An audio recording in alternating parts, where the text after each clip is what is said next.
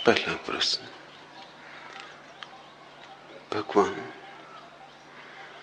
भारत के लोग सदियों से गुलाम और गरीब रहने के कारण भयानक हीनता के भाव से पीड़ित हैं और इसलिए पश्चिम का अंधानुकरण कर रहे हैं। क्या यह अंधानुकरण अस्वस्थ नहीं है? और क्या उन्हें अपना मार्ग और गंतव्य स्वयं ही नहीं ढूंढना चाहिए?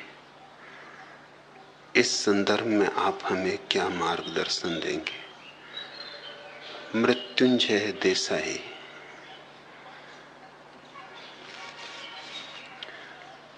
यह प्रश्न तो महत्वपूर्ण है, लेकिन उत्तर शायद तुम्हें चोट पहुंचाए, क्योंकि इस प्रश्न के भीतर और बहुत से प्रश्न छिपे हैं। शायद तुम्हें उनका बोध भी न हो। सबसे महत्वपूर्ण बात तो विचारणीय यह है, जैसा तुम कहते हो कि भारत के लोग सदियों से गुलाम और गरीब रहने के कारण भयानक हीनता के भाव से पीड़ित हैं। पूछना यह चाहिए कि सदियों से भारत के लोग गुलाम और गरीब क्यों हैं?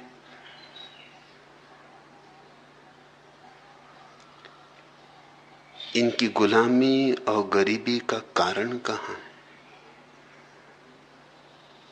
इनकी गुलामी और गरीबी की बुनियाद कहाँ है? जड़ें कहाँ हैं?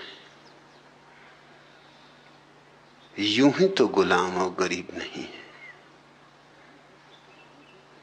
कोई दिन दो चार दिन के लिए, माह दो माह के लिए, वर्ष दो वर्ष के लिए जबरदस्ती गुलाम बनाया जा सकता है, लेकिन 2000 वर्षों तक कोई जबरदस्ती गुलाम बनाया जा सकता है?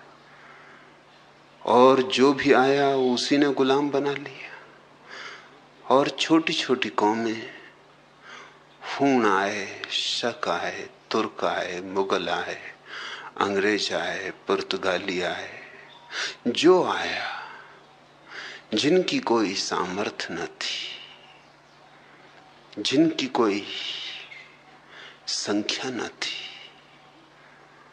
वे इस विराट देश को गुलाम बनाते चले गए। जरूर इस देश की आत्मा में गुलाम रहने की कोई छिपी हुई संभावना है।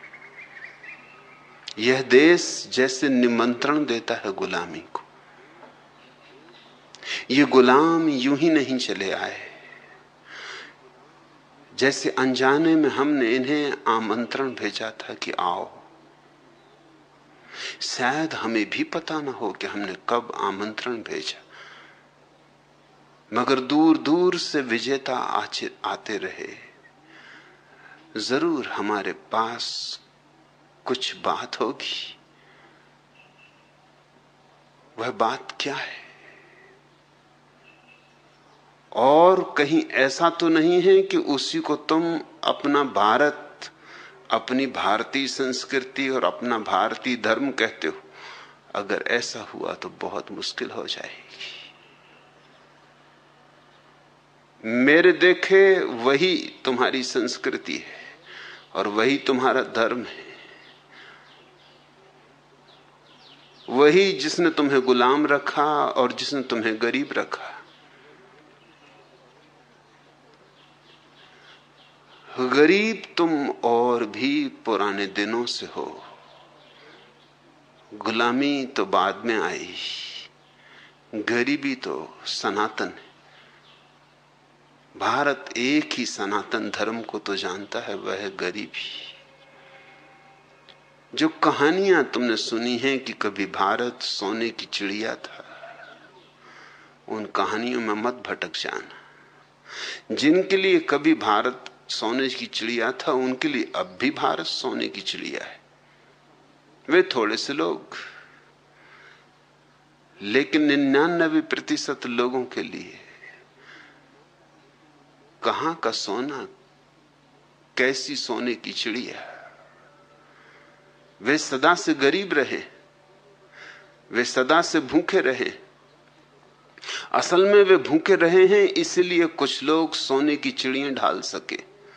वे गरीब रहे इसलिए कुछ लोग सोने के महल खड़े कर सके।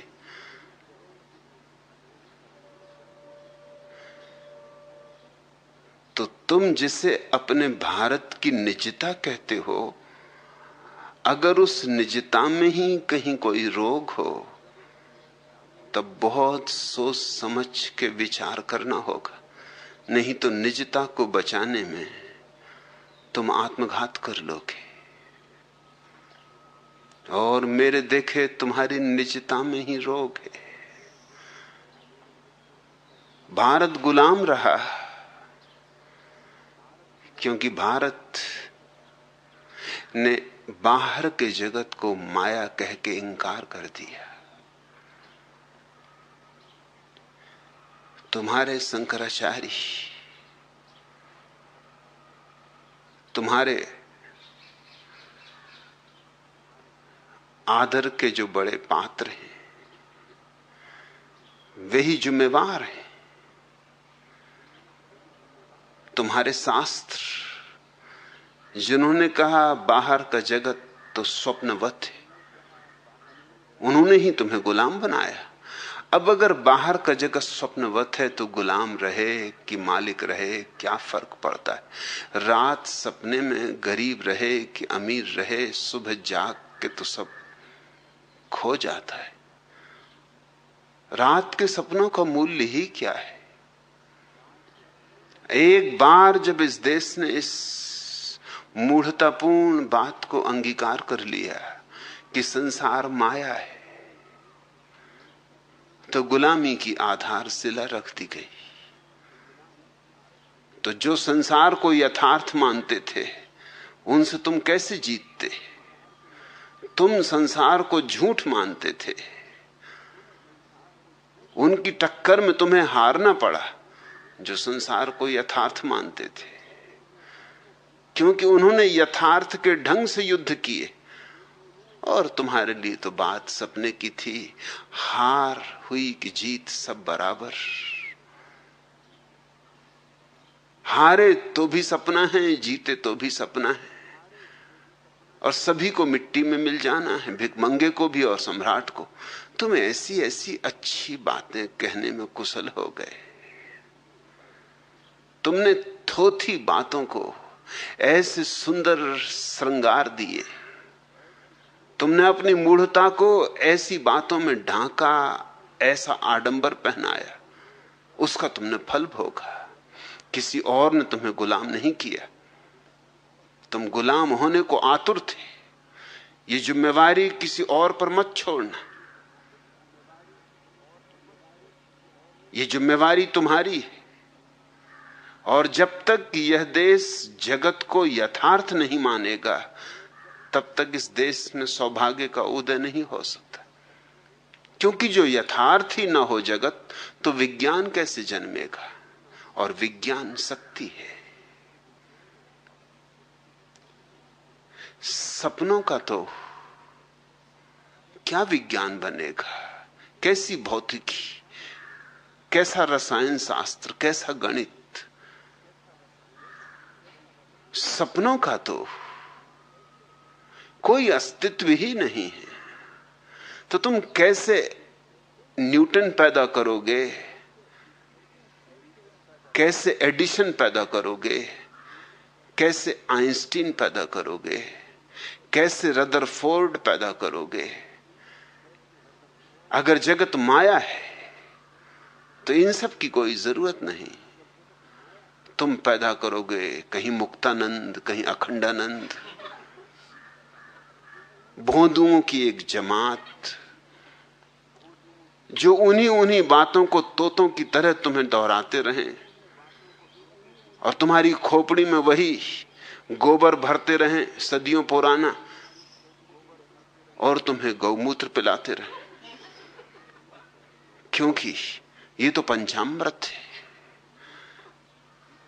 गोबर मिला लो, गौमूत्र, दूध, घी, दही पांचों को मिला के गटक जाओ, पंचामृत हो जाता है।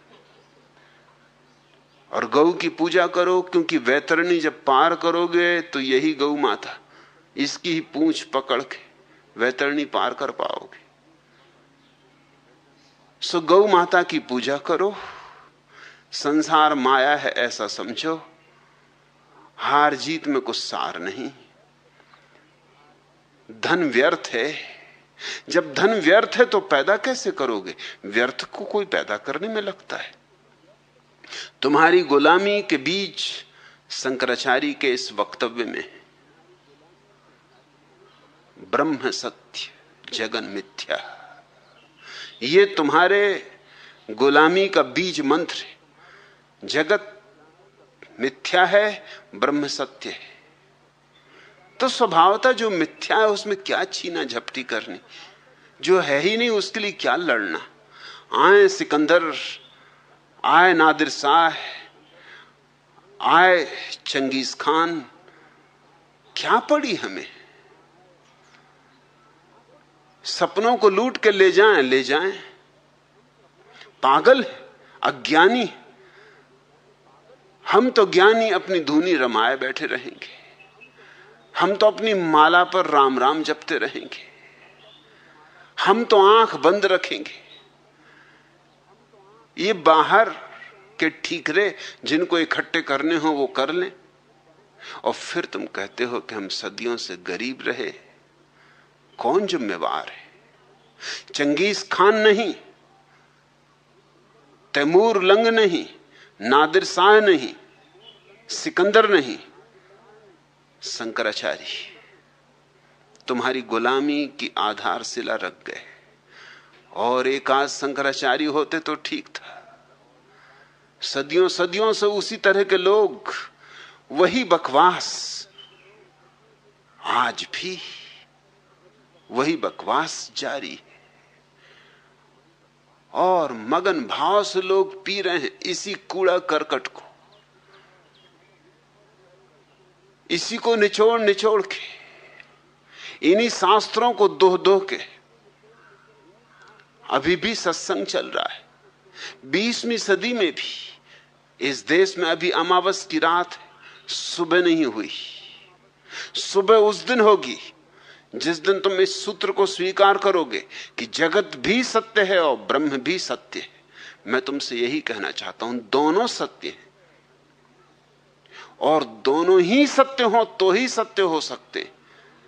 एक सत्य नहीं हो सकता, क्योंकि ब्रह्म है भीतर और जगत है बाहर। अगर बाहर का हिस्सा झूठ है तो भीतर का हिस्सा सच नहीं हो सकता। जिस सिक्के का एक पहलू झूठ है, उस सिक्के का दूसरा पहलू सत्य नहीं हो सकता। या तो दोनों पहलू झूठ होंगे या दोनों पहलू सत्य होंगे। जिस मटकी के बाहर का हिस्सा तो झूठ है, क्या तुम सोचते हो उस मटकी के भीतर का हिस्सा सच होगा? बाहर और भीतर एक ही मटकी को बनाते। कबीर ने गुरु की परिभाषा में कहा है कि गुरु शिष्य के साथ वही करता है जो कुम्हार मटकी के साथ करता है। जब कुम्हार मटकी बनाता है तो एक हाथ से भीतर सहारा देता है और एक हाथ से बाहर थपकी देता है, तब कहीं मटकी बनती। भीतर भी सत्य है, उसको भी सहारा देना है, और बाहर भी सत्य है, उसको भी थपकी देनी, तब कहीं मटकी का आकार आता है, तब कहीं मटकी निर्मित होती। हम एक अत्यंत मूर्खतापूर्ण, जड़तापूर्ण दार्शनिकता से परेशान रहे। भीतर तो सत्य है और बाहर मिथ्या। अगर बाहर मिथ्या है तो भीतर यानी क्या? जब बाहर है ही नहीं तो भीतर क्या होगा? भीतर कुछ भी हो सकता है तो बाहर के संदर्भ में ही हो सकता है। हम इस तरह की बकवास कर रहे हैं कि जैसे तख्ता तो झूठ है और तख्ते पर लिखे हुए अक्षर सत्य। जब तख्ता ही झूठ है तो उस पर लिखे अक्षर कैसे सत्य होंगे? जब देह ही झूठ है तो देह के भीतर विराजमान चेतना कैसे सत्य होगी? झूठ के भीतर सत्य कैसे विराजमान हो सकता है? अगर जगत झूठ है तो उसको बनाने वाला कैसे सत्य हो सकता है? उसको चलाने वाला कैसे सत्य हो सकता है? जगत तो झूठ है, लेकिन ब्रह्मा विष्णु महेश की पूजा चल रही, जय जयकार चल रहा है, क्योंकि उन्होंने संसार बनाया और संसार मिथ्या है। जो है ही नहीं उसको बनाया कैसे? जो है ही नहीं उसको बनाया क्यों? और जो है ही नहीं उसको बनाने वाले कैसे हो सकते? किसको धोखा दे रहे हो? ये तो यूं हुआ जैसे स्कूल में एक शिक्षिका ने अपने बच्चों को कहा कि जो भी तुम्हें बात प्यारी हो उसकी तस्वीर बनाओ, और सारे बच्चों ने तस्वीर बनाने में घंटों लिए। एक छोटा बच्चा, टिल्लू गुरु, चंदूलाल मारवाड़ी का बेटा, एकदम उठ के खड़ा हो गया और उसने कहा, ये रही तस्वीर। शिक्षिका भी हैरान हुई। अभी वो कह भी नहीं पाई है पूरी बात तो तस्वीर बन भी गई। उसने टिल्लू गुरु की तस्वीर देखी, वहां कुछ भी न था, कोरा कागज था। उसने कहा, ये किस चीज की तस्वीर है? टिल्लू गुरु ने कहा, ये आधुनिक कला है, जरा गौर से देखिए। गाय खेत में चर रही है। शिक्षिका ने कहा, यहां तो कोई खेत दिखाई पड़ता नहीं। अरे खेत हरा होता है और ये तो कोरा सफेद कागज है। टिल्लू गुरु मुस्कुराए, जैसा कि ज्ञानियों को मुस्कुराना चाहिए, इसलिए तो उनका नाम टिल्लू गुरु।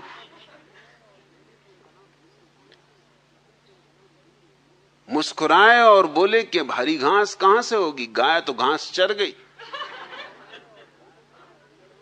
शिक्षिका ने पूछा, चलो ये भी ठीक कि गाय घास चर गई, मगर गाय कहां है? टिल्लू गुरु और भी मुस्कुराए। उन्होंने कहा, जब गाय घास चर गई तो घर चली गई। अब गाय यहां क्या बाहर झोंकेगी? अब जब घास ही नहीं बचा तो गाय क्यों रुके? न गाय है न घास है, और तस्वीर पूरी हो गई। और परमात्मा ने ये विराट सृष्टि रची हो, ये सब मिथ्या है। न गाय न घास, और परमात्मा महान सर्जक है। खूब आधुनिक कला जानता है तुम्हारा परमात्मा। जिन्होंने तुम्हें समझाया कि जगत झूठ है, उन्होंने तुम्हारे पैरों के नीचे से जमीन खींच ली। उन्होंने तुम्हें नपुंसक बना दिया, उन्होंने तुम्हें दीन बना दिया, हीन बना दिया, और उन्हीं की तुम अभी भी पूजा किए चले जा रहे हो। अब भी तुम्हें बोध नहीं आया, होश नहीं आया। अब भी तुम्हें अकल नाम की चीज छू भी नहीं गई। पहली तो बात है कि जगत सत्य है, और जगत सत्य हो तो फिर जगत से ऊर्जा निर्मित होती। फिर जगत की ऊर्जा को काम में संलग्न किया जा सकता है। फिर जगत की ऊर्जा को संपत्ति में बदला जा सकता है। फिर विज्ञान होगा, तकनीक होगा, उद्योग होंगे। पश्चिम अगर समृद्ध हो गया है तो यूं ही नहीं हो गया। कोई परमात्मा खुश नहीं हो गया कि उसने खुश होकर एकदम छप्पड़ फाड़ दिया और धन बरस गया। आदमी ने मेहनत की है, और आदमी मेहनत कर सका क्योंकि पश्चिम कभी इस मूर्खतापूर्ण विचार में नहीं पड़ा कि जगत माया है। बहुत और गलतियां की होंगी पश्चिम ने, लेकिन यह बुनियादी गलती नहीं की कि जगत माया है। और इस बुनियादी गलती के न करने के कारण शक्तिशाली हो सका, और शक्ति में ही आ जाती है संपदा। यहां तो हर एक कोई समझा रहा है कि सुख धन से नहीं पाया जा सकता। चाहे जिस सत्संग में चले जाओ, जैनों का सत्संग हो कि हिंदुओं का सत्संग हो कि ईसाइयों का सत्संग हो कि मुसलमानों का सत्संग हो, इस देश में तो जो भी सत्संग चल रहे हैं वो एक ही बात समझा रहे हैं, सुख धन से नहीं खरीदा जा सकता, कहा किसने तुमसे कि सुख धन से खरीदा जा सकता है? लेकिन और चीजें खरीदी जा सकती, रोटी खरीदी जा सकती, कपड़े खरीदे जा सकते हैं, छप्पर खरीदा जा सकता है। और सुख तो बहुत बाद की जरूरत है। पहले रोटी तो चाहिए, कपड़े तो चाहिए, छप्पर तो चाहिए। यही ना होंगे तो सुख कैसे होगा? माना कि धन से सुख नहीं खरीदा जा सकता, लेकिन धन से वे चीजें खरीदी जा सकती हैं जिनके बिना सुख कभी नहीं पाया जा सकता। मैं तुमसे ये दूसरा सत्य भी बहुत स्पष्ट भाषा में कह देना चाहता हूं। धन से सुख नहीं खरीदा जा सकता, लेकिन धन के बिना भी सुख की संभावना नहीं बचती। जिनने तुमसे कहा है धन से सुख नहीं खरीदा जा सकता, उनसे तुम ये पूछो कि क्या निर्धनता से सुख खरीदा जा सकता है? ये सवाल ही कोई नहीं पूछता। क्या निर्धनता से सुख खरीदा जा सकता है? लेकिन यही छिपी हुई तर्क पद्धति है। धन से सुख नहीं खरीदा जा सकता, इसका मतलब है कि निर्धन होने में बिल्कुल मजा है। क्यों चिंता में पड़ते हो धन की, जब धन से सुख मिलना ही नहीं और न मालूम कितनी अशांति, चिंता, विचार पैदा होंगे। इससे तो निर्धन होना अच्छा। तो महावीर ने धन छोड़ दिया, इसलिए हम पूजा करते महावीर की। तो फिर दरिद्रता के लिए क्यों रोते हो? बुद्ध ने महल छोड़ दिए, इसलिए हम पूजा करते बुद्ध की। तो फिर दरिद्रता के लिए आंसू क्यों बहाते हो? तो तुम ज्यादा धन्यभागी हो बुद्ध और महावीरों से। उनको तो विचारों को धन छोड़ना पड़ा। भगवान की तुम पर बड़ी अनुकंपा है, तुम्हें दिया ही नहीं। तुम्हें पहले से ही बुद्ध और महावीर की स्थिति में पैदा किया। महावीर को तो कपड़े छोड़ने पड़े, इतनी चेष्टा तो करनी ही पड़ी। वो काम भगवान ने तुम्हारे लिए पहले ही कर दिया, बिना ही कपड़ों के भेज दिया। महावीर को तो उपवास करके बड़ी मेहनत से साधना करनी पड़ी।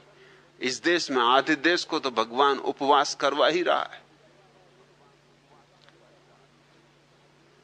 जिनको उपवास नहीं करवा रहा वो भी कम से कम एकासन कर रहे हैं, एक ही बार भोजन लेते। भोजन भी ज्यादातर कचरा है,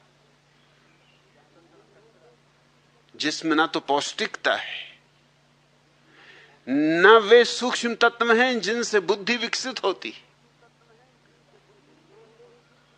जिसमें बुनियादी रूप से कमी है, जिसमें वैज्ञानिक रूप से अभाव है। मगर धन से सुख नहीं खरीदा जा सकता। इसलिए धन के पीछे क्यों दौड़ना, इसलिए धन को पैदा करने में क्यों लगना। और धन में है ही क्या? अरे हाथ का मैल है। क्या क्या बातें। और अब भी तुम इन बातों को सुन रहे हो। 3000 4000 साल से ये बकवास चल रही, इसका फल भी खूब भोगा। सारी जिंदगी कांटों से छिद गई। जहां फूल की सैयाएं हो सकती थी, वहां कांटे ही कांटे बिछ गए। और अभी भी तुम्हें ख्याल है इस बात का कि भारत को अपनी निजता, और तुम्हारी निजता क्या है? तुम निजता को खोजने कहां जाओगे?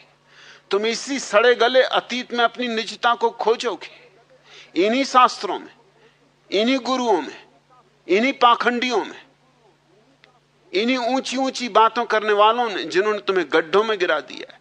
बातें तो की आकाश की, लेकिन पहुंचा दिया पाताल में। बातें बड़ी प्यारी, लेकिन परिणाम बड़े कष्टपूर्ण। क्या तुम्हारी निजता? तुम्हें थोड़ी अपनी निजता खोनी होगी। ये अतिशय निजता का आग्रह घातक सिद्ध हुआ है। अब और नहीं, बहुत हो चुका। तुमने पूछा, भारत के लोग सदियों से गुलाम और गरीब रहने के कारण भयानक हीनता के भाव से पीड़ित, मगर कौन इन्हें गरीब कर रहा है? कौन इन्हें दीन कर रहा है, कौन इन्हें दास बना रहा है? तुम्हारी मनोवृत्ति अभी भी पीछा नहीं छोड़ रही। महात्मा गांधी दरिद्रों को नया नाम दे गए, दरिद्र नारायण। अब जब दरिद्र नारायण हो तो दरिद्र को मिटाना कैसे? कि नारायण को मिटाओगे क्या? नारायण की तो पूजा होती, मंदिर में स्थापित करो, गरीब को पूजा करो इसकी। धन्यभागी है, गरीब है। अछूतों को हरिजन कह गए। हम तो शब्दों में बड़े होशियार हो गए। कहां तो हम हरिजन कहते थे उन लोगों को जिन्होंने परमात्मा को पा लिया, और कहां महात्मा गांधी भंगी चम्हारों को हरिजन कह गए।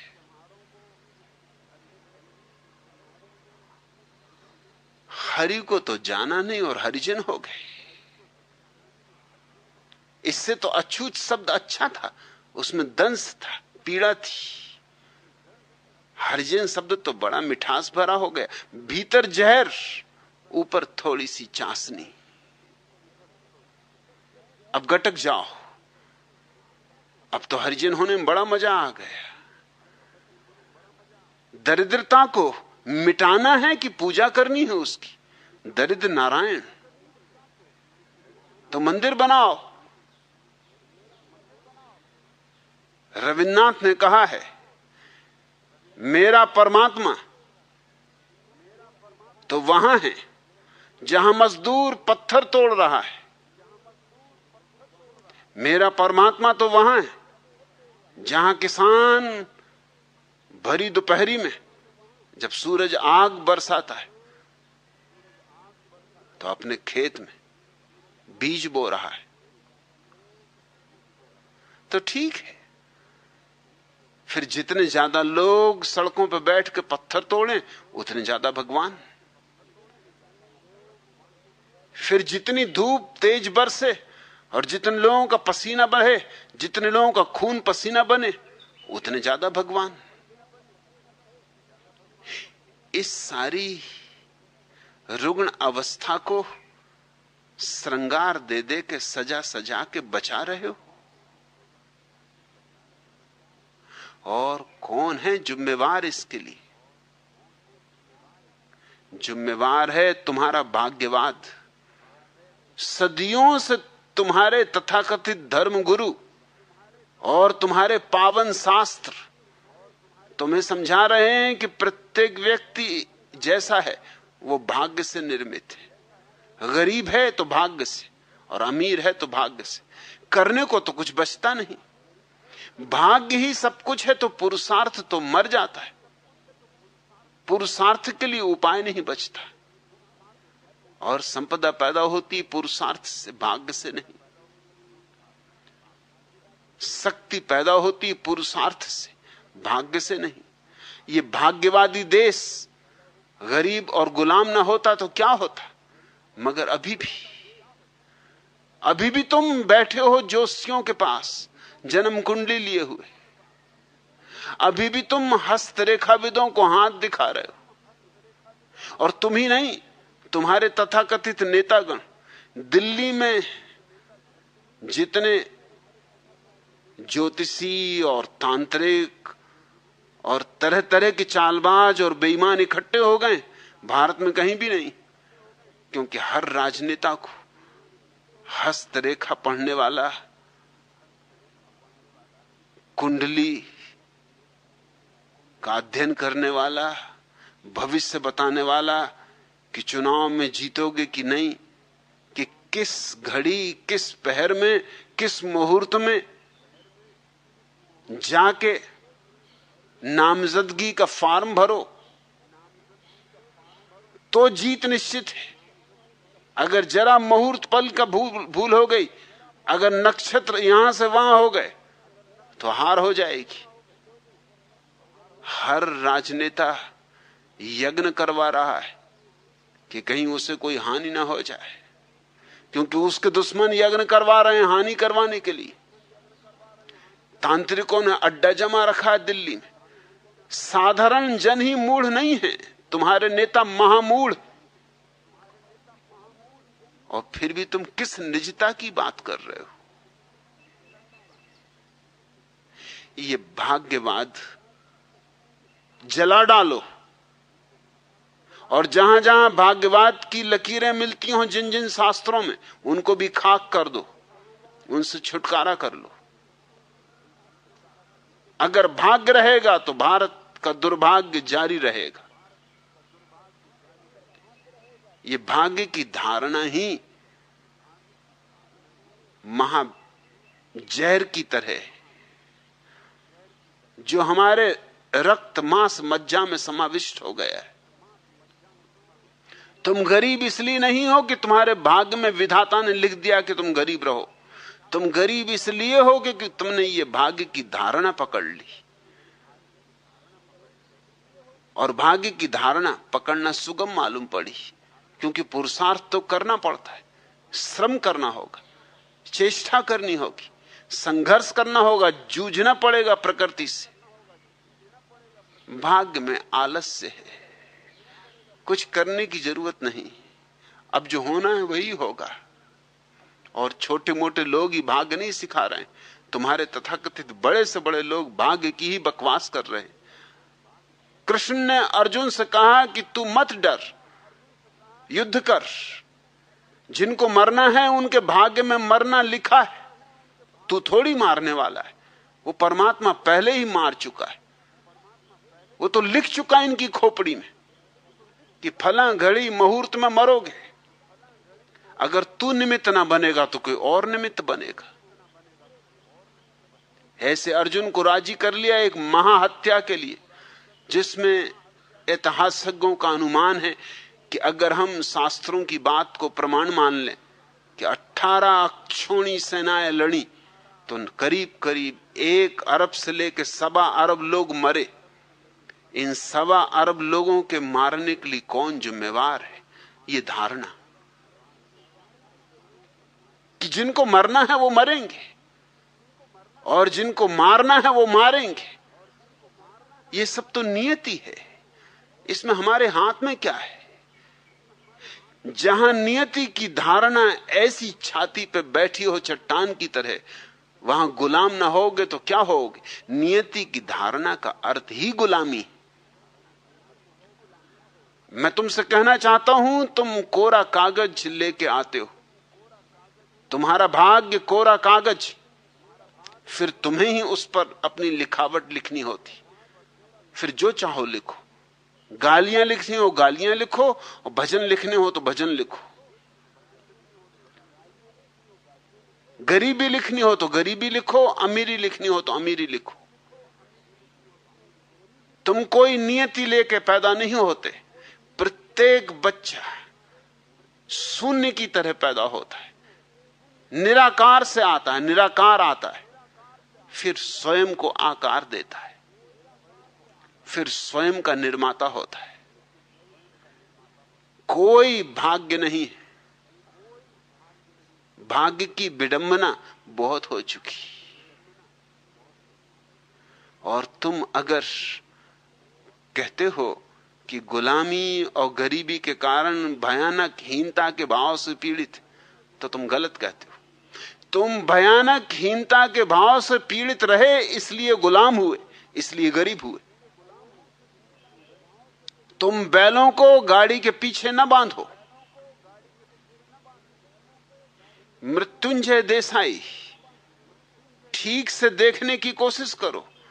हीनता का भाव तुम में पुराना है, गरीबी बाद में आई, गुलामी बाद में आई। हीनता का भाव भाग्य में ही निर्भर है। क्या कर सकते हैं हम? अवश्य विवश, वहीं से हीनता पैदा हो जाती। फिर हीनता का भाव पैदा होगा तो तुम किसी न किसी के पीछे चलोगे, या तो अपने अतीत का अंधानुकरण करोगे, अपने पंडित पुरोहितों का अंधानुकरण करोगे, अपने राजनेताओं का अंधानुकरण करोगे।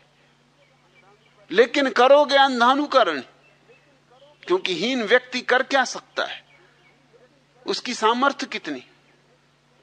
वो तो हमेशा किसी का पल्लू पकड़ के ही चलेगा। उसके लिए तो आगे कोई चाहिए, नहीं तो वो इंच भर ना हिलेगा। वो तो लकीर का फकीर होगा, वो तो लीक पे चलेगा। वो तो भेड़ है, आदमी नहीं। और अगर इसमें ही चुनना हो कि भारत के सड़े गले अतीत का पल्लू पकड़ के चलना है कि पश्चिम का पल्लू पकड़ के चलना है, अगर इन दो ही विकल्पों में चुनना हो तो मैं कहूंगा पश्चिम का पल्लू पकड़ के चलना ज्यादा बेहतर। कम से कम नया तो होगा। हालांकि मैं नहीं मानता हूं कि ये दो ही विकल्प है, तीसरा भी विकल्प है, और मैं तीसरे विकल्प की चर्चा करूंगा। लेकिन अगर दो ही विकल्प हों तो मैं कहूंगा यह बेहतर है कि पश्चिम का अंधानुकरण करो, अगर अंधानुकरण ही करने की जिद किए बैठे हो। ये मैं नहीं सुझा रहा हूं कि अंधानुकरण करो, मैं तो ये कह रहा हूं कि अंधानुकरण ही करना हो तो मनु महाराज की बजाय आइंस्टीन का अंधानुकरण करना बेहतर है। मैं तो ये कह रहा हूं कि अगर अंधानुकरण ही करना हो तो कोक शास्त्र की बजाय सिगमंड फ्रायड का अंधानुकरण बेहतर। मैं तो ये कह रहा हूं अंधानुकरण ही करना हो तो बैलगाड़ी के पीछे चलने की बजाय हवाई जहाज में सवार होना बेहतर। पश्चिम प्रतीक है विज्ञान का, आज पुरुषार्थ का, मनुष्य की गरिमा की घोषणा है। जैसे तुम प्रतीक हो मनुष्य की हीनता के, मनुष्य की दीनता के, ऐसे पश्चिम आज मनुष्य की गरिमा का प्रतीक है, गौरव का प्रतीक है, मनुष्य ने जूझ कर जो पाया है उसका प्रतीक है। लेकिन यही दो विकल्प नहीं है, इसलिए मेरी बात को गलत मत समझना। मैं नहीं कह रहा हूं कि पश्चिम का अंधानुकरण करो, मैं तो कह रहा हूं अंधानुकरण करो ही मत। और अब पूर्व पश्चिम का भेद मिटाना है। मेरी तो चेष्टा उस दिशा में, पूर्व पश्चिम का भेद मिटाना है। ये सारी दुनिया एक है, इसलिए जहां जो सुंदर है उसको चुनो। जब तुम एक सुंदर बगिया बनाते हो तो तुम सुंदर से सुंदर फूल चुनते हो। सारी दुनिया से फूल चुनो, जो फूल जहां सर्वाधिक सुंदर हो वहां से चुनो। ये सारी दुनिया हमारी, ये भेदभाव क्या, ये पूरब पश्चिम क्या?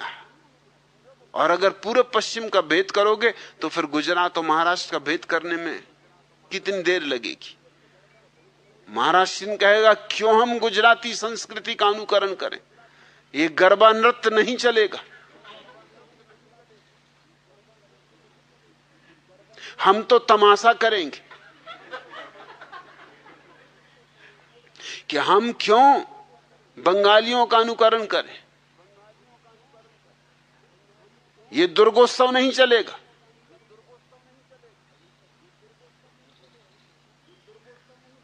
हम तो गणपत महोत्सव मनाएंगे।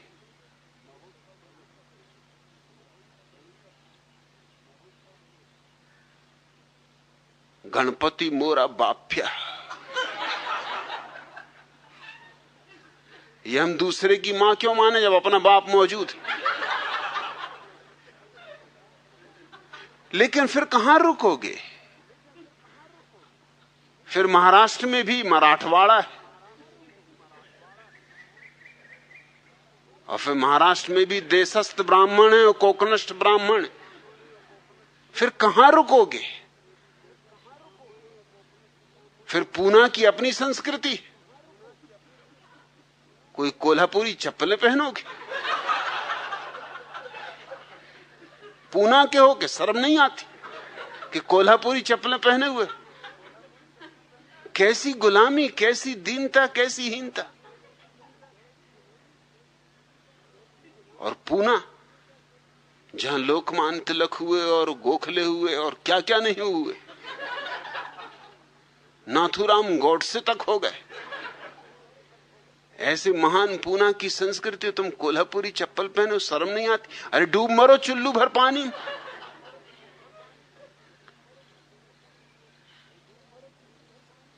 लेकिन कोल्हापुर की अपनी संस्कृति, जहां एक शूद्र शिवाजी महाराज हो गए। शूद्र थे, मगर तुम भूल ही गए कि शूद्र थे, क्योंकि इतना शोरगुल मचाया है शिवाजी महाराज का कि ब्राह्मण तक भूल गया। वो तक फूल चढ़ा रहा है शिवाजी महाराज की मूर्ति पर।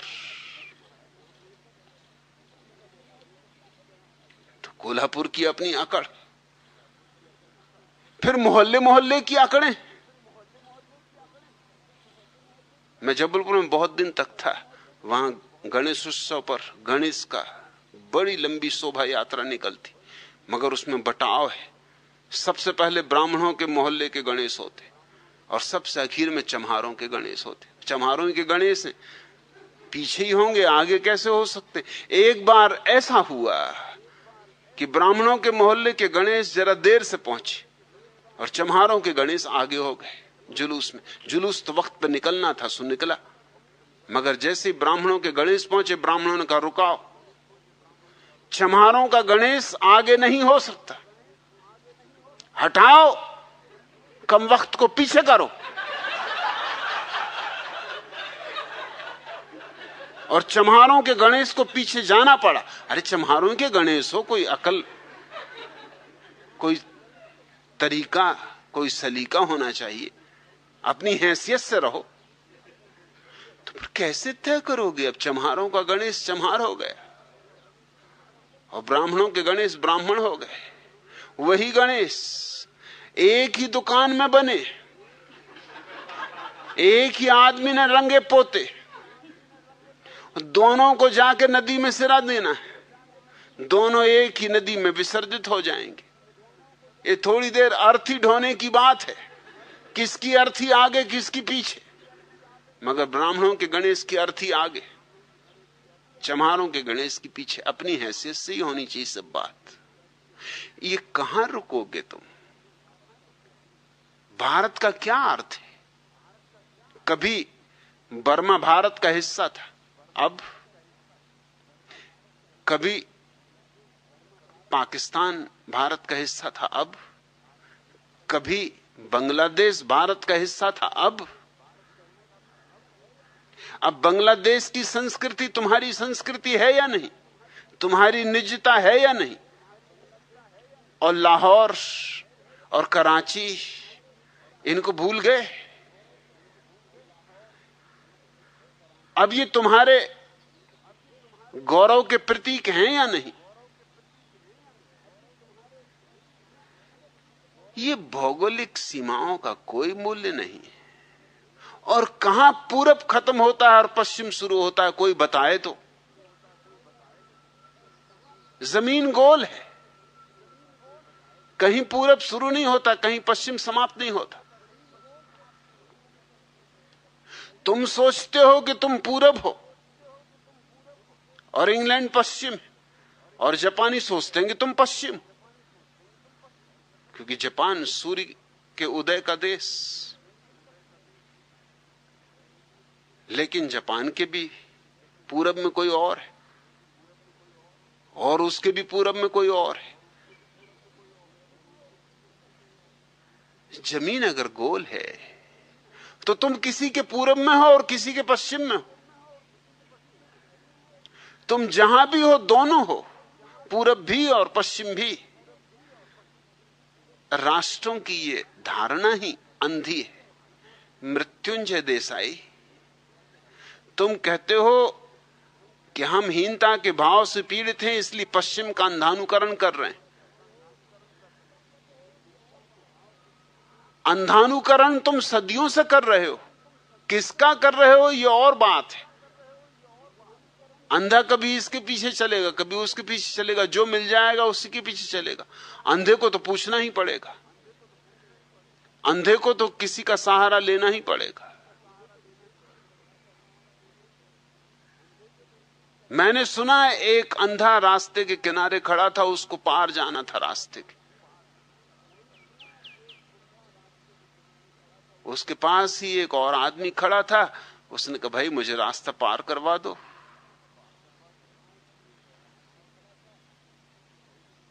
दोनों ने एक दूसरे का हाथ पकड़ा और दोनों रास्ता पार कर लिए। अंधे ने दूसरे को कहा कि भाई धन्यवाद, बहुत बहुत अनुग्रहित कि मुझे रास्ता पार करवा दिया। वो दूसरा हंसा और उसने कहा कि सच बात यह है कि मैं भी अंधा हूं और मुझे भी रास्ता पार करना था, एक से दो भले, सो मैंने सोचा कि तुम्हारा हाथ पकड़ लूं। चलो, मैं भी अंधा हूं, धन्यवाद तुम्हारा कि तुमने मुझे पार करवा दिया। यहां अंधे अंधों का अनुसरण कर रहे हैं, अंधे अंधों के हाथ पकड़े हुए। फिर तुम किस अंधे का पकड़ते हो, इससे क्या फर्क पड़ता है? ये तुम्हारी पुरानी आदत है। दकियानुसी होना तुम्हारी पुरानी आदत है। तो तुम पश्चिम का अंधानुकरण करोगे। लेकिन समझदारी भी हो सकती है। अंधानुकरण बिल्कुल छोड़ा जा सकता है। ना तो अपने अतीत का अंधानुकरण करो, क्योंकि उसमें कुछ भी ऐसा महत्वपूर्ण नहीं।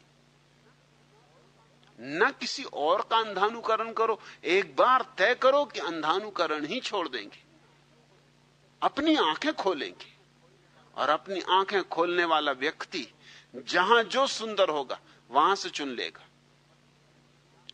पश्चिम में विज्ञान सुंदर है, जरूर चुन लो। और पूरब में ध्यान सुंदर है, जरूर चुन लो। पश्चिम के लोगों से मैं यही कहता हूं, तुम्हारे पास विज्ञान सुंदर है, उसे छोड़ मत देना। और तुम्हारे पास ध्यान नहीं है, उसे इसलिए मत रोक रखना कि वो पूरब का है। जैसा मृत्युंजय देसाई परेशान है, ऐसा ही पश्चिम के लोग भी परेशान हैं। एम्स्टर्डम विश्वविद्यालय ने मेरे संबंध में एक व्याख्यान माला शुरू की, 6 महीने तक चलेगी। उसमें मनोवैज्ञानिक, वैज्ञानिक, चिकित्सक, दार्शनिक, धर्मशास्त्री सभी को आमंत्रित किया है। आखिर हालैंड में मेरे संबंध में 6 महीने तक व्याख्यानमाला चलाने का प्रयोजन क्या है? प्रयोजन में उन्होंने ये कहा है कि हमें ये खतरा पैदा हो गया है कि हालैंड से रोज लोग पूना जा रहे हैं। कहीं हमारे युवक भारत के अंधानुकरण में न पड़ जाएं।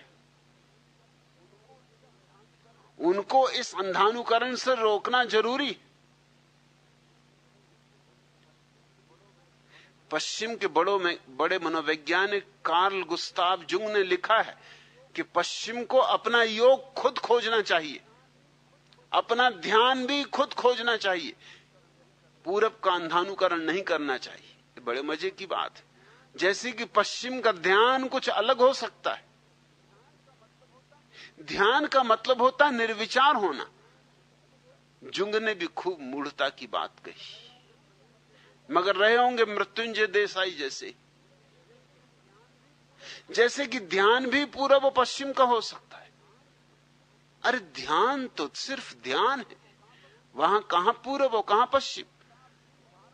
गुस्ताव जुंग भारत आया था, ताजमहल देखने गया, खजुराहो गया, कोणार्क गया, अजंता एलोरा गया।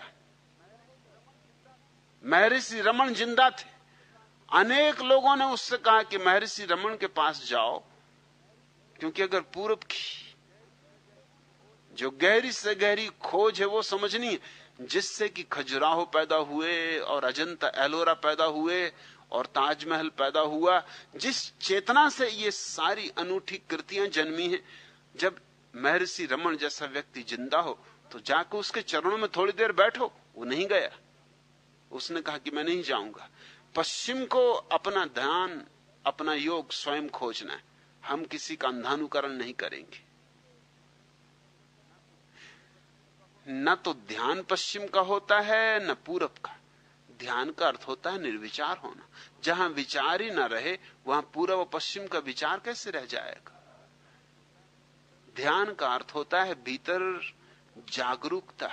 अब जागरूकता भी कोई पूर्व पश्चिम की होती कि गोरा आदमी जागेगा तो गोरी जागरूकता, और काला आदमी जागा तो काली जागरूकता, कि लंबी नाक वाला जागा तो लंबी जागरूकता, और चपटी नाक वाला जागा तो चपटी जागरूकता। क्या पागलपन की बातें कर रहे हो?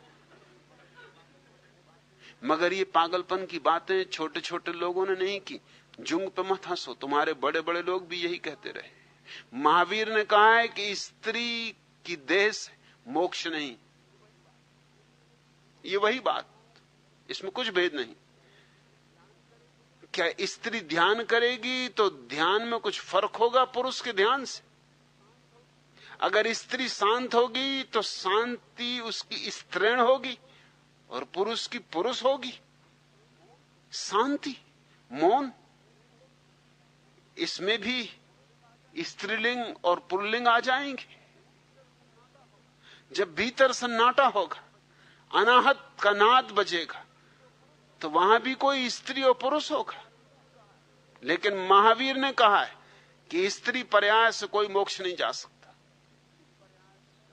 स्त्री पर्याय से ज्यादा इतना ही हो सकता है कि कोई खूब तपश्चर्या करे, खूब ध्यान करे, तो अगले जन्म में पुरुष हो, फिर पुरुष के जन्म को पाकर, पुरुष की देह पाकर मोक्ष उपलब्ध होगा। और ये सारे लोग जो कहते हैं देह मिट्टी, तो स्त्री पुरुष की देह में ऐसा क्या फर्क है? अगर देह मिट्टी है तो जिस मिट्टी से एक पुतली बनी है उसी से पुतला बना। अब पुतला पुतली में इतना क्या फर्क कर रहे हो? और इनकी आत्मा तो मिट्टी नहीं है, और आत्मा को मोक्ष जाना है, मिट्टी को मोक्ष जाना नहीं। मिट्टी यहीं पड़ी रह जाएगी, स्त्री की भी और पुरुष की भी। और जब तुम स्त्री को जला आते हो मरघट पर या पुरुष को, तो क्या राख से पता लगा सकोगे कि जिसको जलाया वो स्त्री थी कि पुरुष था? मिट्टी तो बस मिट्टी है। मगर महावीर तक को अड़चन है। जैनों में एक तीर्थंकर स्त्री थी, लेकिन जैनियों को यह बात बर्दाश्त के बाहर रही कि कोई स्त्री और तीर्थंकर हो जाए। रही होगी स्त्री बहुत बलशाली, इतनी बलशाली कि जब जिंदा थी तो मानना ही पड़ा। महावीर से भी ज्यादा बलशाली रही होगी, क्योंकि स्त्री का और तीर्थंकर होना और मनवा लेना लोगों को साधारण बात ना रही होगी। बड़ी हिम्मत की स्त्री रही होगी। मल्लीबाई उसका नाम था, लेकिन मरते ही जैनियों ने उसका नाम बदल दिया, मल्लीनाथ कर दिया। मैं तो जैन घर में पैदा हुआ, दुर्भाग्य से। मगर दुर्भाग्य से कहीं ना कहीं पैदा होना ही पड़ता। हिंदू घर होता कि मुसलमान घर होता कि ईसाई घर होता, सभी दुर्भाग्य। अभी सौभाग्य से पैदा होना तो असंभव ही है। आगे संभावना हो जाएगी मेरे सन्यासियों के घर जो बच्चे पैदा होंगे वो सौभाग्य से पैदा होंगे, क्योंकि वो न हिंदू होंगे, न मुसलमान होंगे, न ईसाई होंगे, वो सिर्फ मनुष्य होंगे। मुझे बचपन में ये कभी पता ही नहीं चला कि 24 तीर्थंकरों में एक स्त्री थी, क्योंकि मल्लीनाथ के नाम से तो पता ही नहीं चलता। मूर्तियां भी तुमने जाके जैन मंदिरों में देखी होंगी, 2400 मूर्तियां पुरुषों की। मल्लीनाथ की प्रतिमा भी पुरुष की। क्या बेईमानी है! ये तो बाद में मुझे पता चला कि मल्लीबाई थी। उसको मल्लीबाई को कैसे स्वीकार करें, क्योंकि वो उनकी पूरी धारणा के विपरीत जाती। स्त्री मोक्ष चली जाए, मोक्ष ही ना चली जाए, तीर्थंकर हो जाए। और जरूर हिम्मतवर औरत रही होगी, नग्न होना, क्योंकि जैनियों में तो तीर्थंकर होने के लिए नग्न होना अनिवार्य है। बड़ी हिम्मत की स्त्री रही होगी। आज होती तो मेरी सन्यासिनी होती।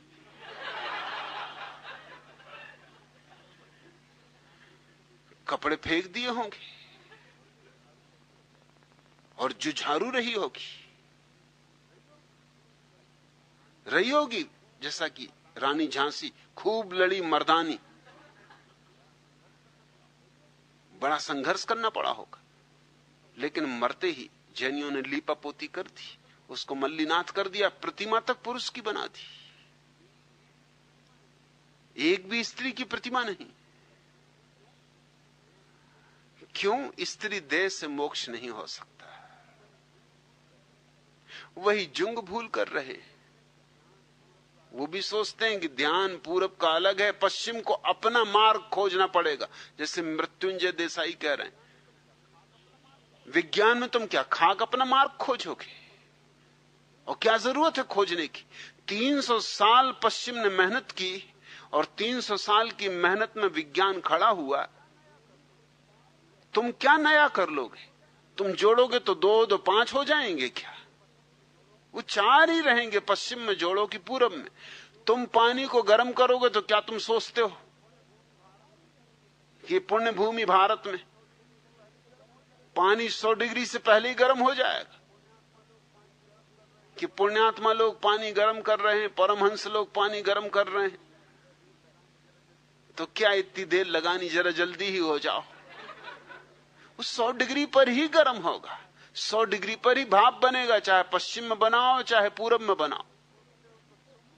क्या तुम सोचते हो कि तुम अणु का विस्फोट करोगे तो तुम कुछ और खोज लोगे जो पश्चिम ने खोजा? वही न्यूट्रॉन, वही इलेक्ट्रॉन, वही पॉजिट्रॉन। तुम क्या सोचते हो बिजली की तुम खोज करोगे तो कुछ और कर लोगे? यह मूर्खतापूर्ण बात होगी कि पश्चिम की 300 साल की महत खोज को तुम इंकार करो और सोचो कि हम अपना मार्ग खुद बनाएंगे। तो काखागा से सीखना पड़ेगा। तो तुम पश्चिम से हमेशा पीछे रहोगे और हमेशा बुद्धू गिने जाओगे। ना तो मैं कहता हूं पश्चिम से कि तुम ध्यान खोजो, क्योंकि पूरब ने कोई 5000 वर्षों में ध्यान खोजा है। यह संपदा सहज ही मिलती है, इसको क्यों इंकार कर रहे हो? लेकिन जुंग इंकार करता है। वो कहता हम योग भी अपना बनाएंगे। पश्चिम में शीर्षासन करोगे तो किस तरह से करोगे? शीर्षासन तो ऐसे ही करना होगा। इसमें क्या फर्क करोगे? पद्मासन लगाओगे तो पश्चिम में कुछ और ढंग से लगाओगे, सिद्धासन में बैठोगे तो किसी और ढंग से बैठोगे। वही करना होगा।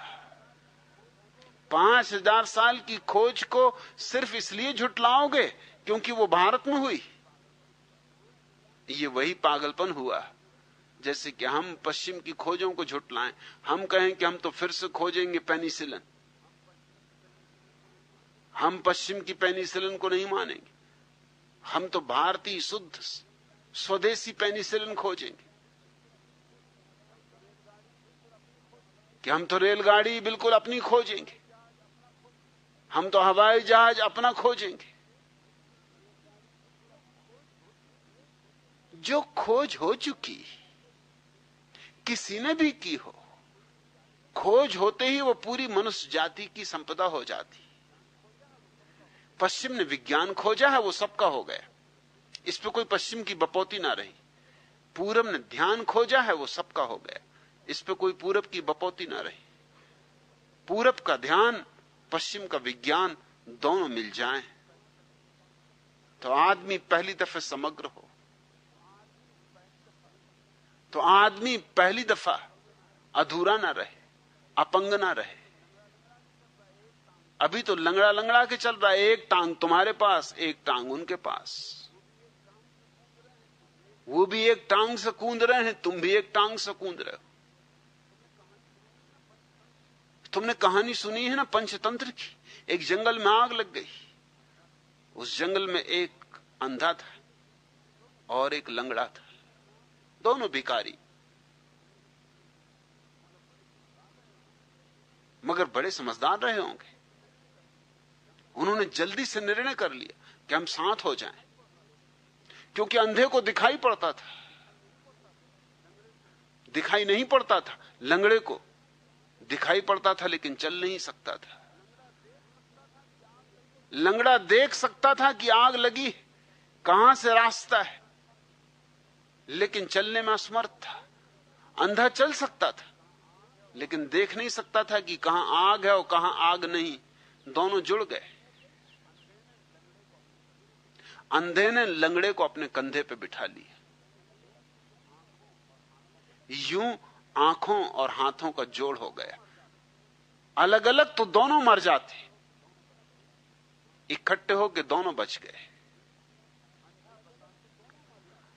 अंधा बता नहीं सकता था, चल सकता था, चलता रहा। लंगड़ा चल नहीं सकता था, बता सकता था, बताता रहा कि यूं मुड़ो, यूं मुड़ो, यहां चलो, यहां चलो, बचो इधर से। लंगड़ा देखता, अंधा चलता, दोनों संयुक्त हो गए। करीब करीब ऐसी अवस्था है मनुष्यता की आज। आधी संपदा भारत के पास है, जैसे आंखें भारत के पास है, लेकिन भारत लंगड़ा है। विज्ञान के पैर उसके पास नहीं।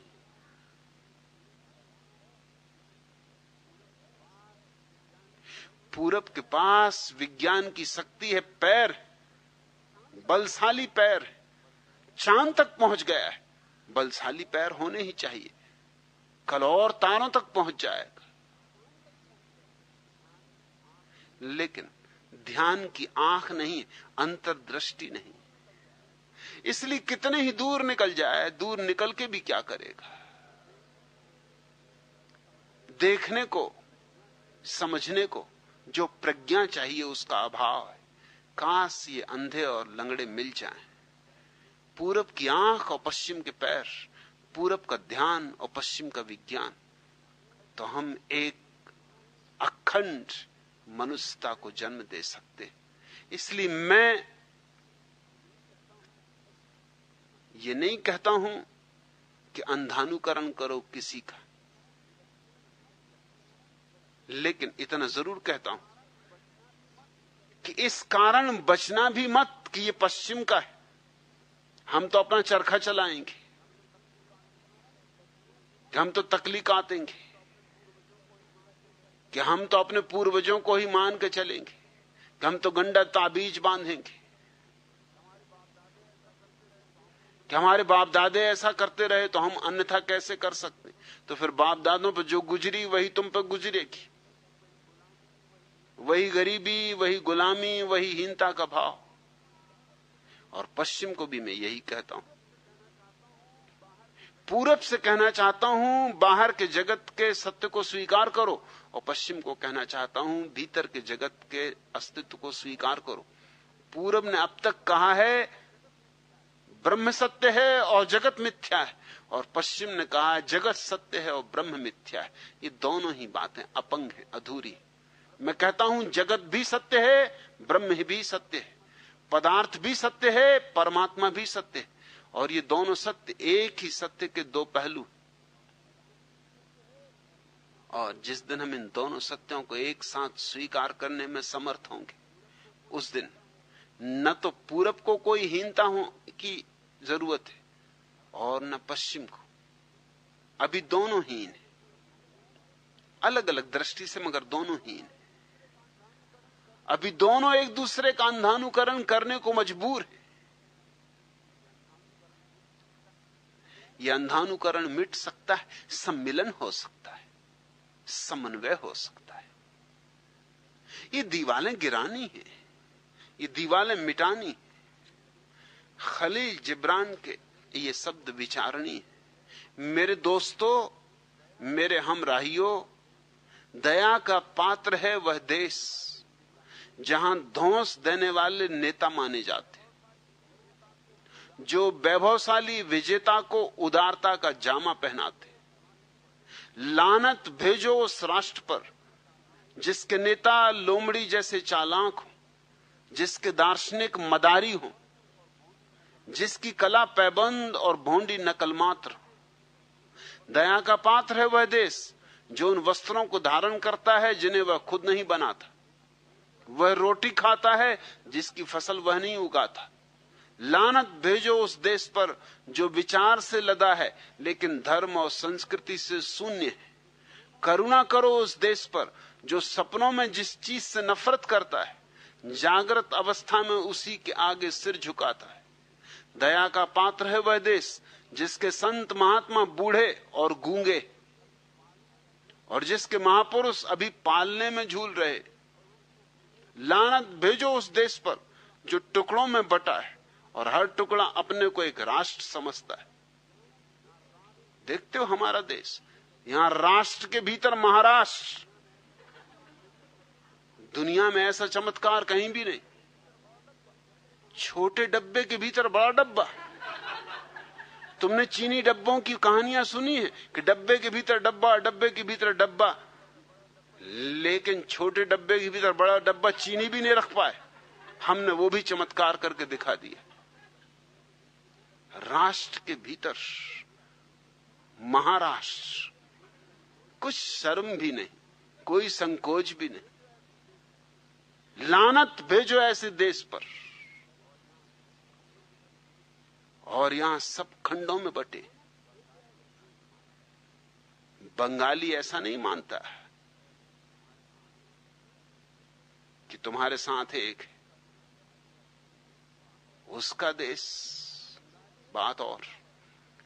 बंगाली बात करता है तो लोगों से पूछता है क्या भारत से आ रहे हो? बंग भूमि, सोनार बांग्ला, बाकी भारतवासी।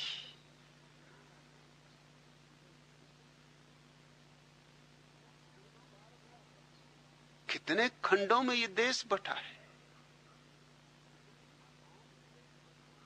कितनी भाषाओं में ये देश बटा है, कितनी जातियों में ये देश बटा है। लानत भेजो ऐसे देश पर। ये गुलाम ना होगा तो और क्या होगा? ये गरीब ना होगा तो और क्या होगा? किन किन छोटी छोटी बातों पर झगड़े चलते रहते। वर्षों हो गए एक जिले के ऊपर महाराष्ट्र में और कर्नाटक में झगड़ा चल रहा है, वो कहां होना चाहिए। छुरेबाजियां हो जाती हैं, दंगे फसाद हो जाते हैं, और जिला जहां का तहां रहने वाला है, कहीं आएगा नहीं, कहीं जाएगा नहीं। मैंने कहानी सुनी कि जब भारत और पाकिस्तान बटा तो एक पागल खाना था जो दोनों देशों की सीमा पे पड़ता था। अब पागल खाने को लेने में कौन उत्सुक था? न भारत को बहुत फिक्र थी, न पाकिस्तान को बहुत फिक्र थी, लेकिन अधिकारी चिंतित थे पागल खाने की, पागल खाना कहां जाए। सीमा बिल्कुल बीच से निकलती थी, आधा पागल खाना उधर पड़ जाता था, आधा इधर। आखिर उन्होंने कहा पागलों से ही पूछ लो कि तुम कहां जाना चाहते हो। तो सारे पागल इकट्ठे किए, कोई 2-3 हजार पागल उस पागल खाने में थे। उनकी बड़ी सभा हुई, बड़ी गुफ्तगू हुई।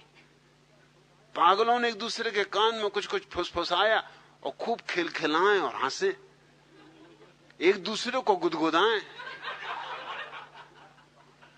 अधिकारी बहुत हैरान हुआ कि बात क्या है, तुम इतने खुश किस बात से हो रहे हो। उन्होंने कहा हम इस बात से खुश हो रहे हैं कि हमारी कुछ समझ में नहीं आता, हम तो पागल हैं, मगर आप तो समझदार हैं। आप कहते हो कि हम भारत में रहें कि पाकिस्तान में, और हम पूछते हैं कि अगर हम पाकिस्तान में जाएंगे तो क्या हमारा पागल खाना पाकिस्तान में चला जाएगा? तो आप कहते नहीं, पागल खाना तो यहीं रहेगा। हम पूछते हैं कि अगर हम भारत में जाएंगे तो क्या हमारा पागल खाना भारत में चला जाएगा? आप कहते हो नहीं, पागल खाना तो यहीं रहेगा। मगर तुम कहां जाना चाहते हो ये बताओ। इस पे हमें हंसी आ रही। हमारी समझ में नहीं आता कि पागल हम हैं कि आप हो। अगर पागल खाना यहीं रहना तो जाने का सवाल ही क्या। जब जाना ही नहीं कहीं तो हम क्यों ये निर्णय करें? इससे हमें बहुत हंसी आ रही। लाख समझाया अधिकारी ने, इधर से समझाया उधर से समझाया कि भाई समझने की कोशिश करो, पागल खाना तो यहीं रहेगा, मगर तुम्हें कहां जाना है?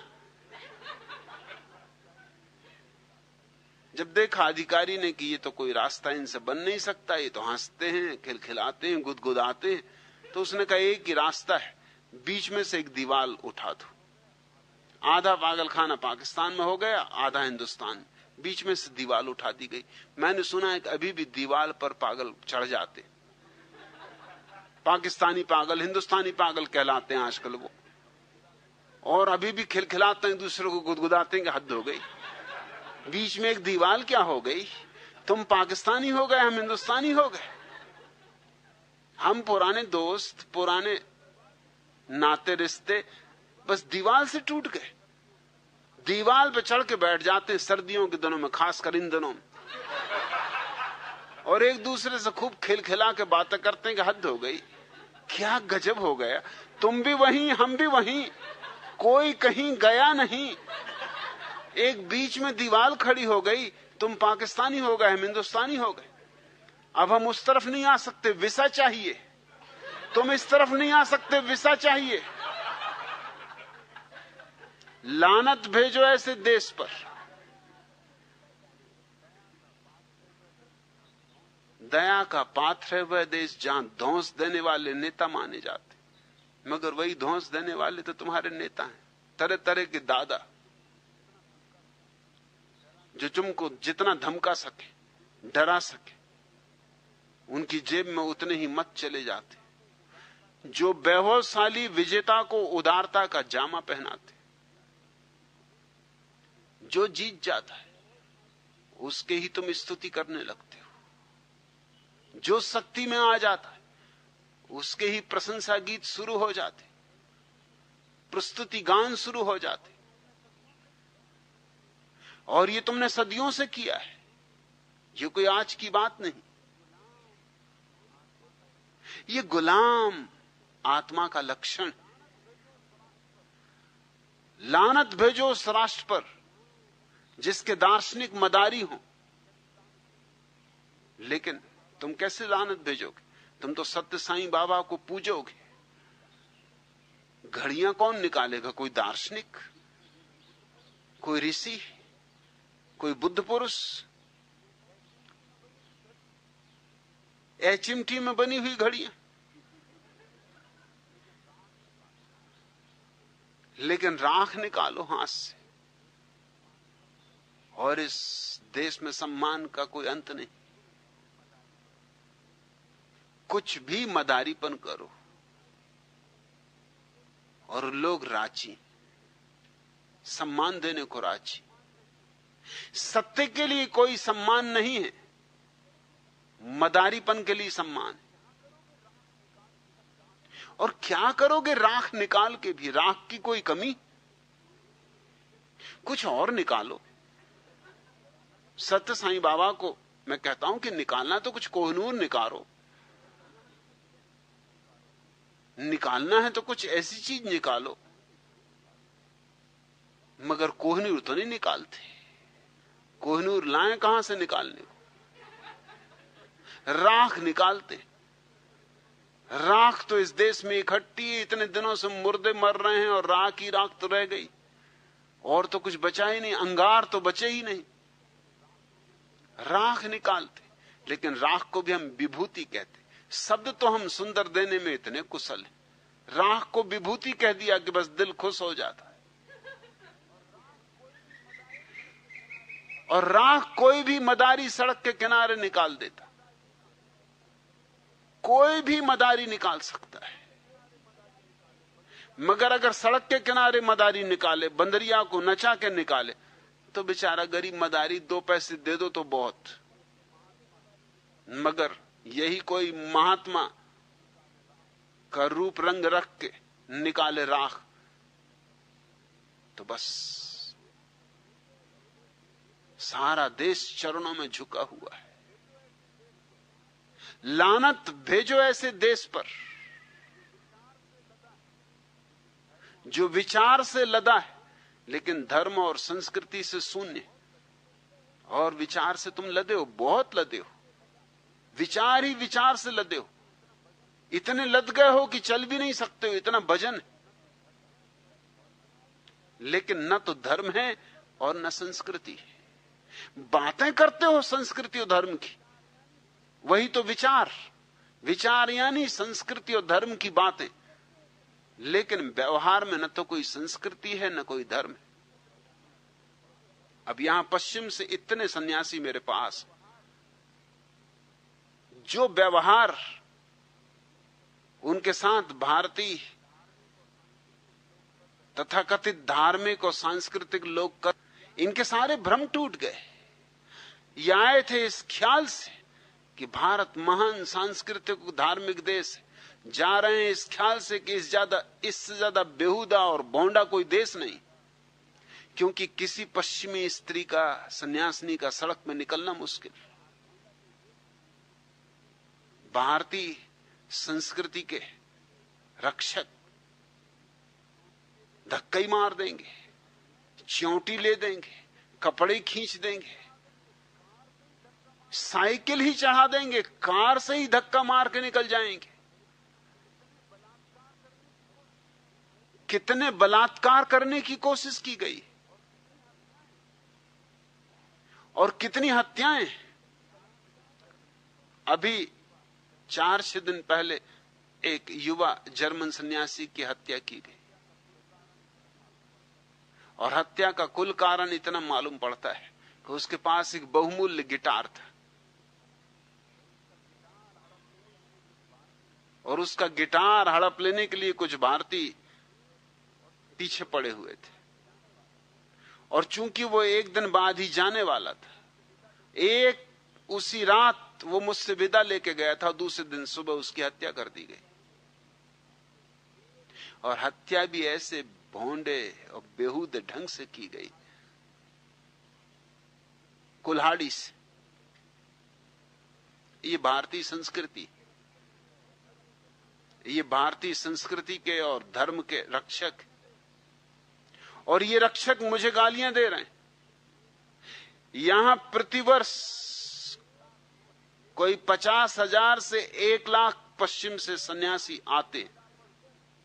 एक भारतीय महिला पर किसी पाश्चात्य सन्यासी ने ना तो धक्का मारा है, न बलात्कार करने की कोशिश की। लेकिन कितने भारतीयों ने कितनी पाश्चात्य सन्यासियों के साथ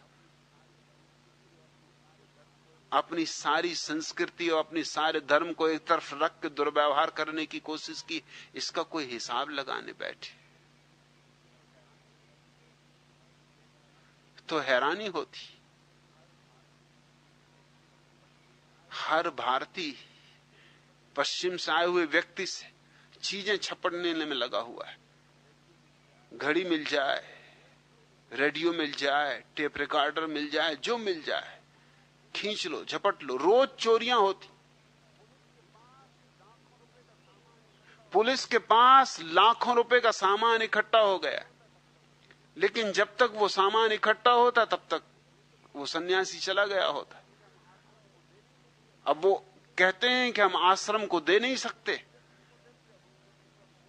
हम तो उसी व्यक्ति को देंगे। अब उस व्यक्ति का कौन पता रखे कि वो व्यक्ति कहां से आया था, न्यूजीलैंड से आया था कि कोरिया से आया था कि कैलिफोर्निया से आया था कि स्वीडन से आया था, कौन पता रखे। किसकी घड़ी है, किसका गिटार है, किसका टेप रिकॉर्डर। पुलिस के पास इतना सामान इकट्ठा है कि वो रोज यहां खबर भेजते हैं कि इसका क्या करें हम। ये तुम्हारी भारतीय संस्कृति है। बस विचार ही रह गए, थोथे विचार, और भीतर सब तरह की गंदगी इकट्ठी।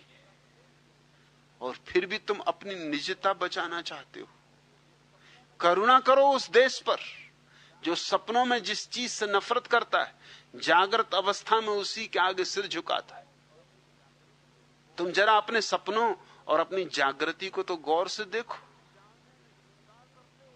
जिसे तुम जागने में इंकार करते हो, उसको सपने में भोगते हो। मुल्ला नसरुद्दीन से उसका मित्र चंदूलाल कह रहा था कि कल रात गजब का सपना देखा, किसी को बताना मत, और देखो टिल्लू गुरु की मां को बिल्कुल पता ना चले। अब तुम तो अपने हो, तो बिना कहे नहीं रहा जाता। रात यूं देखा सपने में कि एक तरफ हेमा मालिनी बैठी, एक तरफ परवीन बाबी बैठी, दोनों नंग धड़ंग, और नाव में नौका विहार कर रहा हूं, पूरा चांद निकला हुआ है, ऐसा आनंद आ रहा था। मुल्ला नसरुद्दीन ने कहा, हद हो गई, तो दोस्ती किस लिए है तुमसे, फिर मुझे क्यों नहीं बुलाया?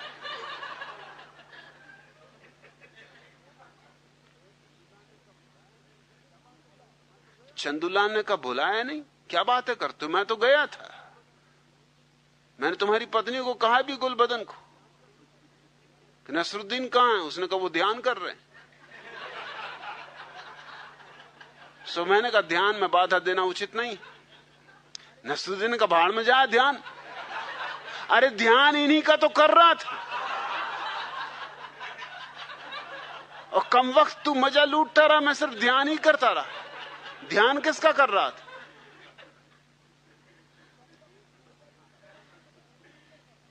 एक तो तुम्हारा बाहर का दिखावा है, पाखंड है, धोखा है, तुम्हारे जागृत जिंदगी का एक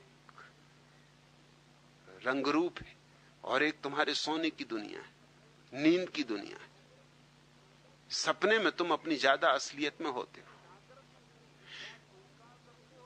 जागृत में जिस बात को इंकार करते हो, सपने में उसको पूछते हो। सपने में जिसको इंकार करते हो, जागृत में उसको पूछते हो। तुम विभाजित हो, तुम खंडित हो। लानत भेजो उस देश पर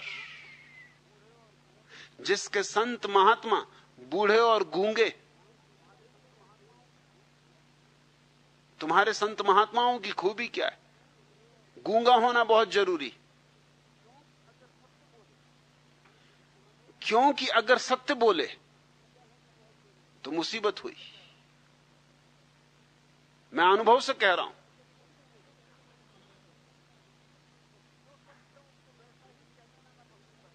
जो सत्य है उसको वैसा ही कह देना मैं पसंद करता हूं, लेकिन उसको उत्तर में सिवाय गालियों के और कुछ भी नहीं मिलता। इसलिए तुम्हारे संत महात्मा गूंगे हो गए, वो बोलते ही नहीं।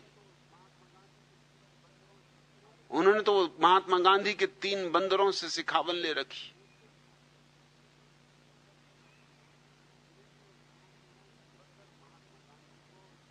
वो 3 बंदर महात्मा गांधी को जापान से एक मित्र ने भेंट किए थे। वो जापानी बंदर है।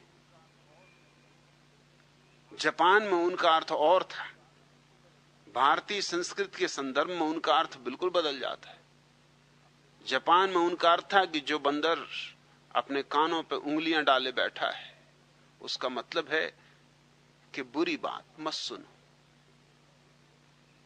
भारत में उसका मतलब बिल्कुल दूसरा हो जाता, सत्य बात मत सुनो। सुनी के झंझट, सुनी के खतरे में पड़े। जो सत्य बोल रहा वो भी खतरे में पड़ेगा और तुम भी पड़ोगे, इसलिए बेहतर है कि सुनो ही मत। जो बंदर मुंह पे हाथ लगाए बैठा है, उसका मतलब है जापान में कि बुरी बात मत कहो। भारत में उसका मतलब होता सत्य बात मत कहो। कहा कि मुसीबत को बुलाया। और एक तीसरा बंदर है जो आंखों पे हाथ रखे बैठा। जापान में उसका मतलब होता है बुरी बात मत देखो। भारत में उसका अर्थ होता है जहां भी सत्य हो वहां एकदम आंखें बंद कर लेना, क्योंकि अगर देख लिया तो कहीं भूल चूक से कह जाओ। अगर देख लिया तो कहना ही पड़ेगा। सत्य को देखो तो कहे बिना नहीं रहा जा सकता। ये भारत के संत महात्मा इन 3 बंदरों के जैसे हो गए, लेकिन भारतीय अर्थ में। न सत्यवाद देखो, न सत्यवाद बोलो, न सत्यवाद सुनो, और तुम्हारे जीवन में खूब समादर मिलेगा, खूब सत्कार मिलेगा। लोग जय जयकार करेंगे, फूल मालाएं पहनाएंगे, और करना क्या है। और तुम्हारे सारे महात्मा बूढ़े, उम्र से ही होते तो कोई बात बुरी न थी, उम्र से तो सभी को बूढ़ा होना पड़ता है, लेकिन बूढ़े हैं आत्मा से, सड़ गए हैं बिल्कुल। बूढ़े हैं क्योंकि अभी भी पुराने को दोहरा रहे हैं, पिटे पिटाए को दोहरा रहे हैं। बूढ़े हैं क्योंकि सनातन, पुरातन उनके लिए सत्य का पर्यायवाची, जबकि सत्य सदा नूतन है, नित्य नूतन है, प्रतिक्षण नया है और ताजा है। सत्य को वही जानता है जो प्रतिक्षण नए और ताजे के संपर्क में रहता है, सानिध्य में रहता है। जो वर्तमान में जीता है वही सत्य को जानता है, और जो वर्तमान में जीता है वह सदा युवा रहता है। लेकिन तुम्हारे सब संत महात्मा अतीत में जी रहे हैं। रामायण की कथा और श्रीमद् भागवत की कथा और पुराण सब व्यर्थ की बकवास, 99% कचरा, मगर उसको दोहरा रहे हैं। श्रोतागण सुन रहे हैं, महात्मागण दोहरा रहे हैं, दोनों मजे में। न उन्हें प्रयोजन है सत्य से, न इन्हें प्रयोजन है सत्य से। सत्य तो झंझट लाता है, क्योंकि सत्य बगावत, क्रांति। अभागा है वह देश, लानत भेजो उस पर जिसके महापुरुष अभी पालने में झूल रहे हैं। लेकिन पालने ही झुलाते हम तो। झांकी के दिन आ जाते, कृष्ण कन्हैया पालने में झूलते। कब तक कृष्ण कन्हैया को पालने में झुलाओगे? कृष्ण कन्हैया अगर जिंदा होते उचक के पालने के बाहर आ जाते। मुर्दा कृष्ण कन्हैया, उनको जब लिटाओ तो लेट जाते हैं, बिठाओ तो बैठ जाते। किसी छोटे से जिंदा बच्चे को तो ऐसा करके देखो, लिटाओ, उठाओ, बिठाओ, ऐसा उपद्रव मचाएगा। एक छोटा बच्चा मुझसे कह रहा था कि मेरी मां बिल्कुल पागल। तेरी मां को क्या हुआ, मैंने पूछा। उसने कहा कि जब मुझे जागना होता तब मुझे सुलाती, जब मुझे सोना होता तब मुझे उठाती। अब इसको पागलपन न कहें तो और क्या कहें। रात को मुझे जागना है, सो वो सुलाती, जबरदस्ती सुलाती, दबा दबा देती, चारों तरफ से कंबल लपेट देती, भूत प्रेत का डर बतलाती, अंधेरा करके दरवाजा बंद कर देती। मजबूरी में सोना पड़ता है। और सुबह जब मुझे सोना है, मधुर मधुर निद्रा आ रही, मीठी मीठी नींद, एक करवट और, तब वो एकदम पीछे पड़ जाती कि उठो। ठंडा पानी आंखों पे मारती। अरे यहीं तक नहीं, कुत्ते को मेरे ऊपर फेंकती। मैंने कहा कुत्ते को तेरे ऊपर फेंकती, इससे तेरे जागने का क्या संबंध? उसने कहा आप समझे नहीं, मैं अपनी बिल्ली को साथ लेके सोता हूं, सो कुत्ते को फेंक देती। उन दोनों में ऐसा घमासान छिड़ता है कि मुझे उस शक्ल के बाहर निकल नहीं पड़ता, कोई रास्ते नहीं रह जाता, नहीं तो लौंच खानोच मेरी हो जाए।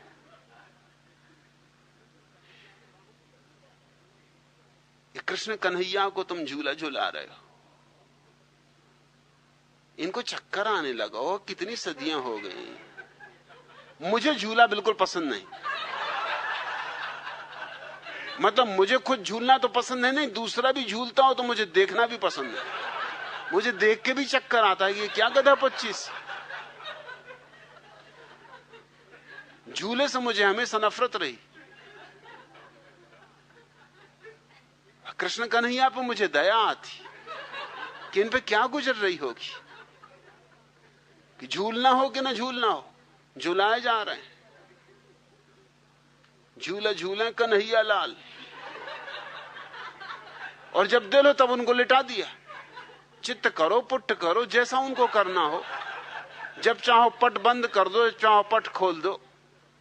भोग लगाना हो भोग लगा दो, भूखे रखना हो भूखे रखो। क्या कर रहे हो तुम? और तुम सोचते हो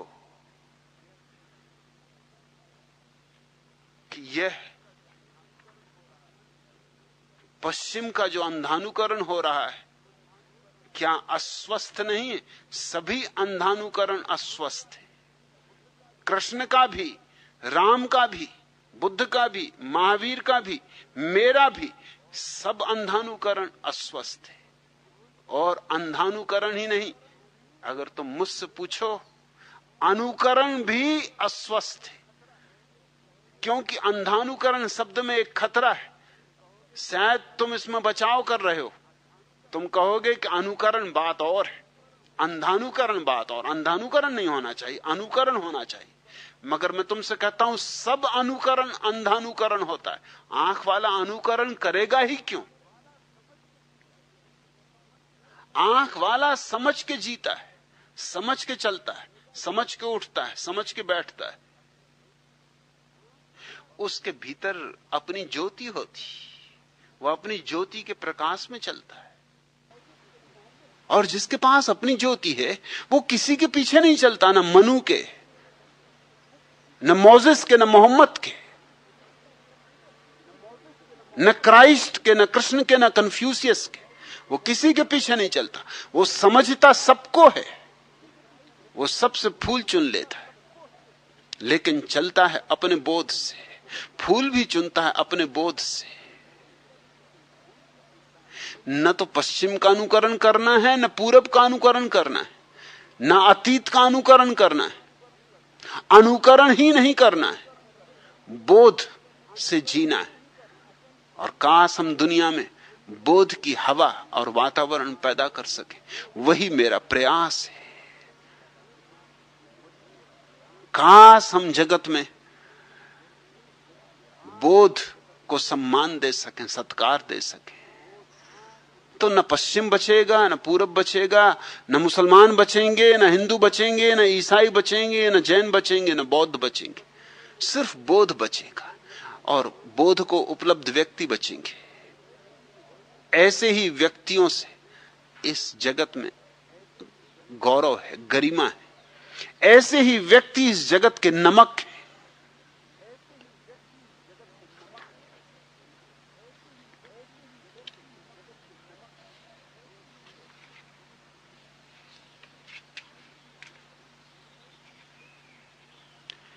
बोध के इस नशे को पियो। चौंकोगे तुम, क्योंकि मैं इसे बोध का नशा कहता हूं। आमतौर से सोचा जाता है बोध और नशा विपरीत चीजें। मैं ऐसा नहीं सोचता। बोध से बड़ी कोई शराब नहीं, क्योंकि बोध जगाता भी है और गहरी मस्ती भी ले आता है।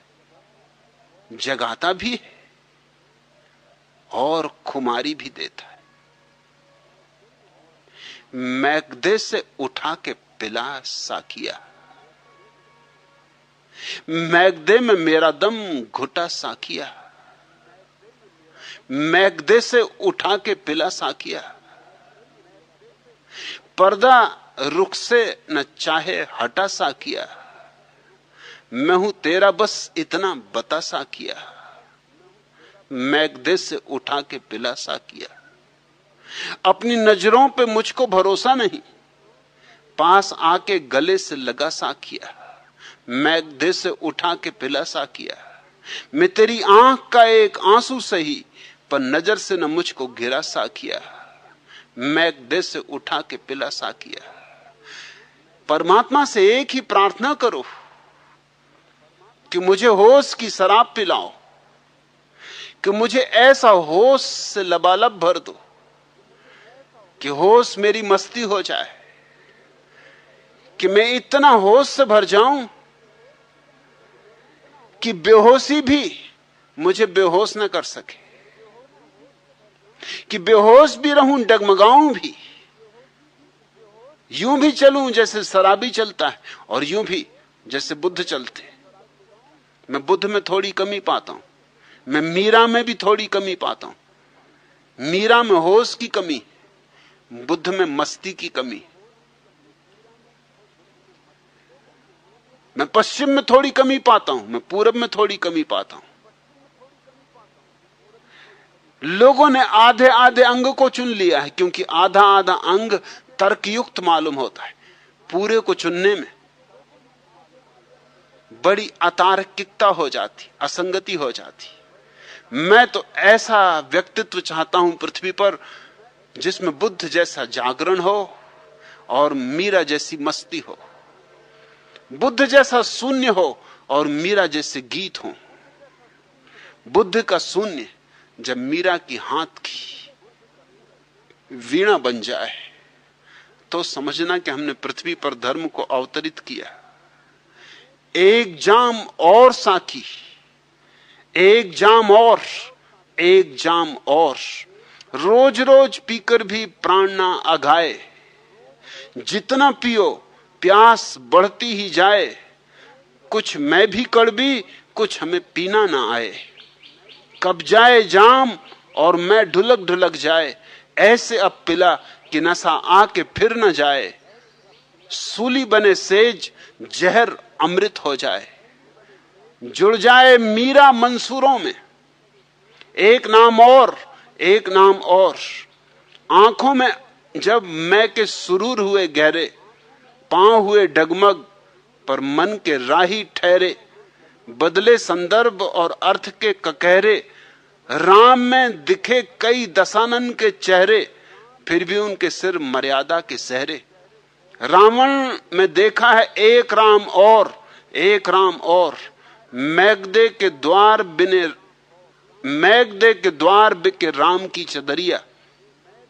जिस पर फिसले हर गाहक की नजरिया, चादर का सूत रामरस भीना। धन पद से नहीं इसे जा सकता कीना, उनका भी न काम जिन्हें हिसाबों में जीना।